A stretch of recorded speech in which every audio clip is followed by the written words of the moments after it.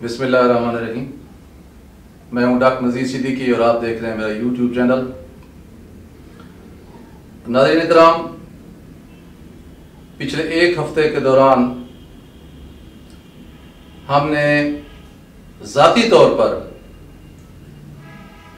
Corona virus के खिलाफ एक जंग लड़ी है और ये जंग हमने जीती है। और मैं समझता हूं कि इस जंग जीतने में जो बुनियादी किरदार था वो अल्लाह तबारक व ताला के ऊपर हमारा तवक्कल था, दोस्त अहबाब की दुआएं और दुरूद शरीफ थे और वो सदका और खैरात था जो जिंदगी में हम जरूरतमंदों को देते रहे हैं। मेरी मिसेस को अचानक सांस की तकलीफ हुई। हमने एक्सरे करवाया तो पता चला कि उसमें कोई जो अबनॉर्मलिटीज आ रही हैं। मैंने अपने क्लास फेलो डॉक्टर मजहर फैज आलम साहब से रब्ता किया तो उन्होंने कहा कि आप फौरी तौर पर बहावलपुर पहुंचे। हमने वहां सीटी स्कैन कराया तो पता चला कि दोनों फेफड़ों में असर हो चुका है और आप फौरी तौर पर अपनी मिसेस को दाखिल करवाएं। हमने दाखिल करवा दिया। डॉक्टर साहबान ने फौरी तौर पर उन्हें कोरोना का जो है इलाज शुरू कर दिया। जो वायरस के टीके थे वो लगाए गए, जो स्टीरॉयड या जो जो जरूरी दवा अद्वियात थी वो सारी की सारी शुरू करवा दी गई और मुख्तलिफ टेस्ट भी करवाए गए। इसके बाद उन्होंने हमें बीबीएस से सिविल अस्पताल मुंतकिल कर दिया।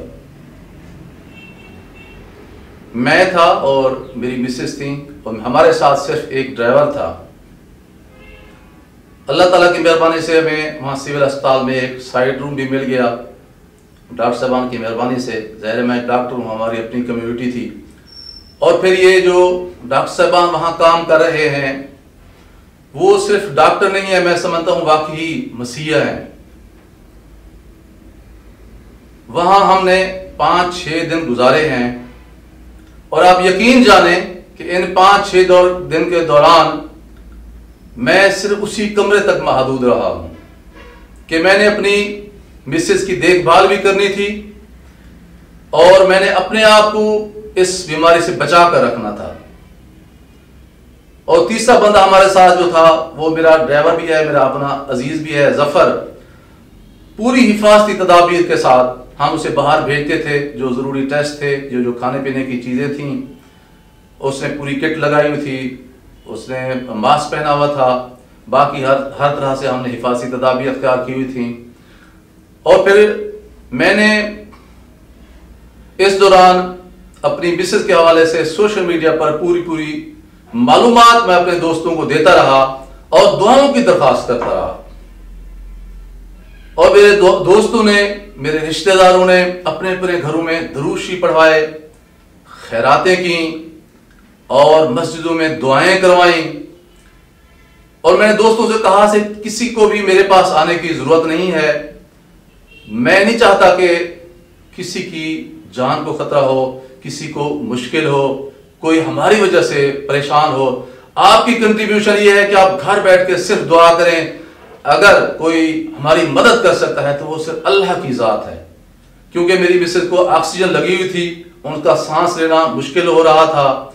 और आप हैरान होंगे कि जिस दिन हम गए उसी रात को कोरोना का टेस्ट करवाया गया और अगले दिन वो टेस्ट भी नेगेटिव आ गया।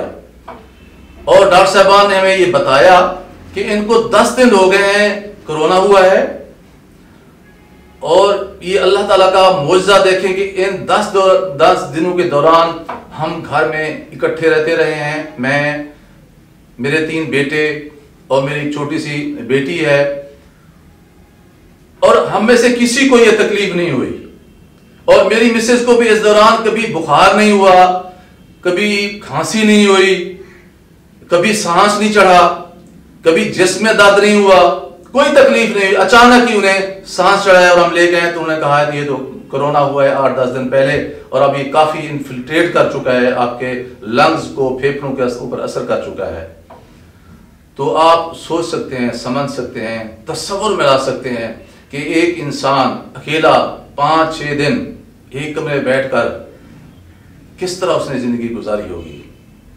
मैं समझता हूं कि सिर्फ अल्लाह ताला के सहारे ये इंसान का, ये मुसलमान का, मैं समझता हूं ये इम्तियाज है, ये मकाम है कि उसे अल्लाह ताला की मौजूदगी में कोई भी खौफ नहीं आता। दुआएं उसके लिए सबसे बड़ा सहारा होती हैं, दुआएं उसके लिए सबसे बड़ा असासा होती हैं। इस दौरान हम मुसलसल अद्वियात लेते रहे और इस कोरोना के खिलाफ मैं और मेरी मिसेस अक्सर आपस में बातचीत किया करते थे कि हमने जिंदा रहना है और इसके खिलाफ लड़ाई को लड़ना है और इस जंग को हमने जीतना है, क्योंकि हमारी जिंदगी का एक मकसद है। हमने जिंदगी की इस दुनिया की तामीर में अपना एक हिस्सा डालना है, अपने बच्चों की निगहदाश्त करनी है और मखलूक खुदा के जो हमारे ऊपर हकूक है वो हमने अदा करने हैं। हमें मुख्तलिफ अद्वियात भी जो हैं वो हम इस्तेमाल करते रहे और खुराक का भी हमने खास तौर पर ख्याल रखा।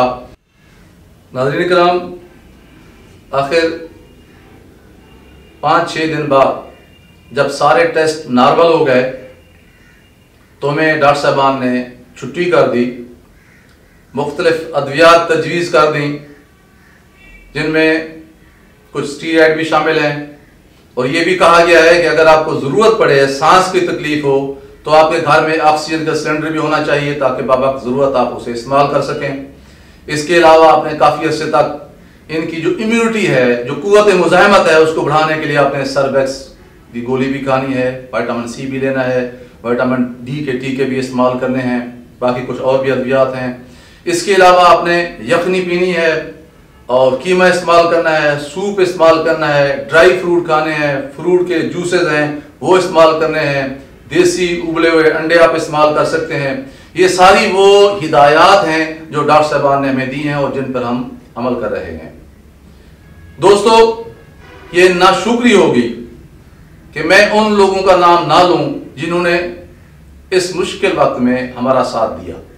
एक तो वो हमारे दोस्त, अहबाब, रिश्तेदार, भाई, फ्रेंड्स जिन्होंने सोशल मीडिया पर हमें ढेरों दुआएं दी। इसके अलावा खास तौर पर डॉक्टर मजहर फैज आलम साहब, डॉक्टर सैयद अली रुख साहब, डॉक्टर आलमगीर साहब, डॉक्टर सज्जाद साहब और वहां सिविल अस्पताल बहावलपुर में काम करने वाले 2 वार्ड बॉय, जिनमें से एक का नाम इमरान था और दूसरे का नाम यूनुस था, कमाल के फरिश्ता सिफत इंसान थे।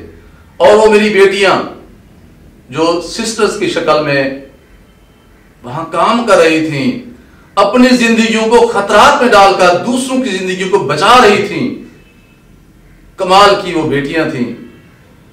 उनकी भी बहुत मेहरबानी है, उन्होंने हमें दिन रात हमारा ख्याल रखा। इसी तरह इन सब लोगों के जिंदा किरदार की वजह से, जानदार किरदार की वजह से अल्लाह तबारक व तआला ने हमारे ऊपर खास करम किया।